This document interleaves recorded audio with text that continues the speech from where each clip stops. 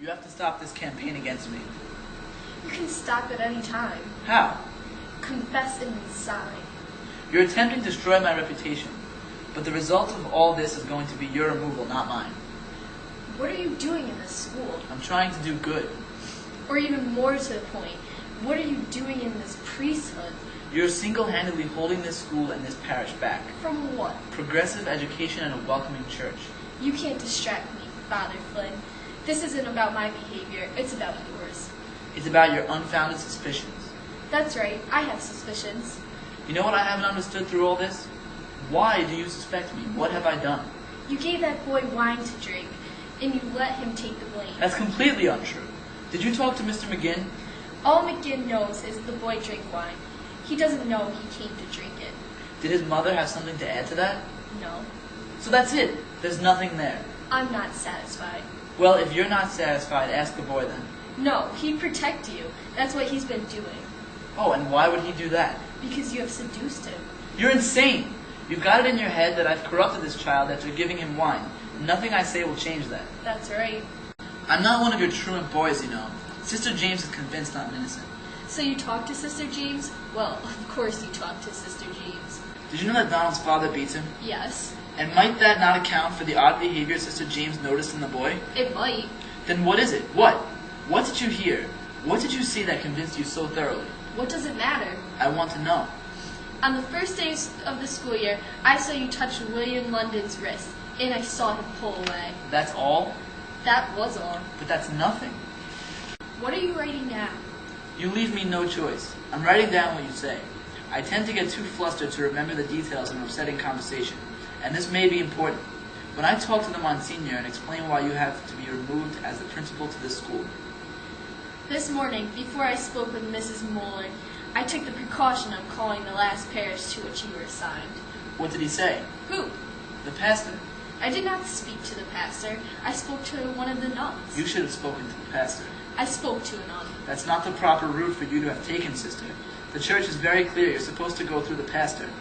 Why? Do you have an understanding? You and he? Father Flynn, you have a history. You have no right to go rummaging through my past. This is your third parish in the last 5 years. Call the pastor and ask him why I left. It was perfectly innocent. I'm not calling the pastor. I'm a good priest, and there's nothing in my record to suggest otherwise. You will go after another child and another until you are stopped. What nun did you speak to? I wouldn't say. I've not touched a child. You have. You have not the slightest proof of anything. But I have my certainty. And armed with that, I will go to your last parish, and the one before that, if necessary. I will find a parent, Father Flynn. Trust me, I will. A parent who probably doesn't know that you are still working with children. And once I do that, you will be exposed. You may even be attacked, metaphorically or otherwise. You have no right to act on your own.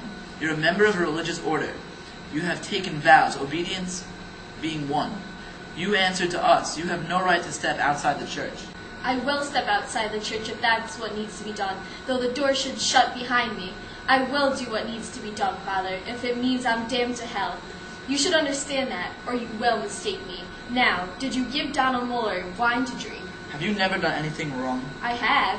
Mortal sin? Yes. And? I confessed it. Did you give Donald Muller wine to drink? Whatever I have done, I have left in the healing hands of my confessor, as have you. We are the same. We are not the same. A dog that bites is a dog that bites. I do not justify what I do wrong and go on. I admit it, desist, and take my medicine. Did you give Donald Muller wine to drink? No. You lied. Very well then. If you won't leave my office, I will. And once I go, I will not stop. Wait! You will request a transfer from this parish. You will take a leave of absence until it is granted. And what do I do for the love of God? My life is here. Don't. Please, are we people? Am I a person, flesh and blood like you? Or are we just ideas and convictions? I can't say anything. Do you understand? There are things I can't say. Even if you can't imagine the explanation, sister, remember that there are circumstances beyond your knowledge. Even if you feel certainty, it is an emotion and not a fact. In the spirit of charity, I appeal to you. On behalf of my life's work, you have to behave responsibly. I put myself in your hands. I don't want you. My reputation is at stake. You can preserve your reputation. If you say these things, I won't be able to do my work in the community. Your work in the community should be discontinued. You'd leave me with nothing. That's not true. It's Donald Mueller who has nothing, and you took full advantage of that. I've done nothing wrong. I care about that boy very much. Because you smile at him and sympathize with him and talk to him as if you were the same? That child needed a friend. You are a cheat. The warm feeling you experienced when the boy looked at you with trust was not the sensation of virtue. It can be got by a drunkard from his ta of rum. You're a disgrace to the collar. The only reason you haven't been thrown out of the church is the decline in vocations. I can fight you. You will lose.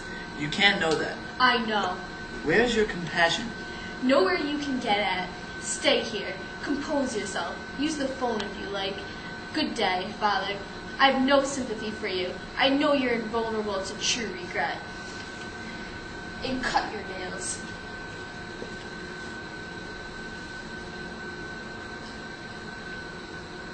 Yes. This is Father Brendan Flynn of St. Nicholas Parish. I need to make an appointment to see the bishop.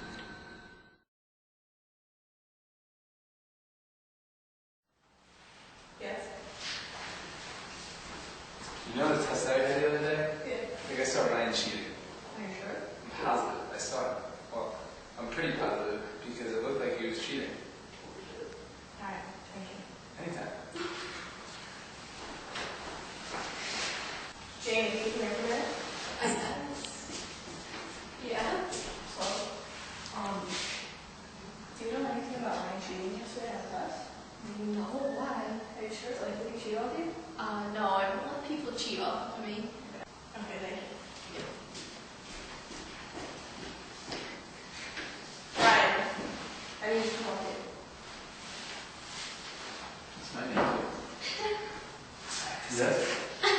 Sorry, you didn't know the test yesterday. I think I did really good, actually. Did you get all the answers yourself? Yeah, of course. Are you sure? Yes. Well, Jamie told me you cheated on her. That lying bitch. I did not cheat.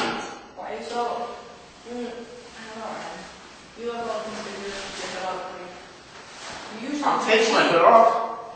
Take it off. I think you cheated. I really didn't cheat. You usually don't get those good grades. Are you kidding me? I grade all your tests. I'm a genius. I get good grades. But you cheat on the people next to you. No, I don't. Oh One my god, I'm so sick of your bullshit.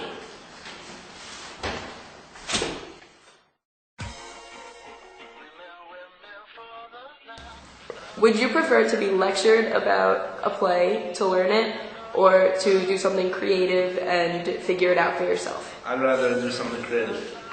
I would rather learn through a lecture because if I'm not interested in the material, like making me get up and do something like extravagant about it is just going to make me more unmotivated. I'd rather be creative because it makes the material easier to learn. I prefer to learn in a creative style because it helps me remember the material that we're learning. I prefer to learn the creative style because it's a lot more fun and it helps me remember the play a lot better.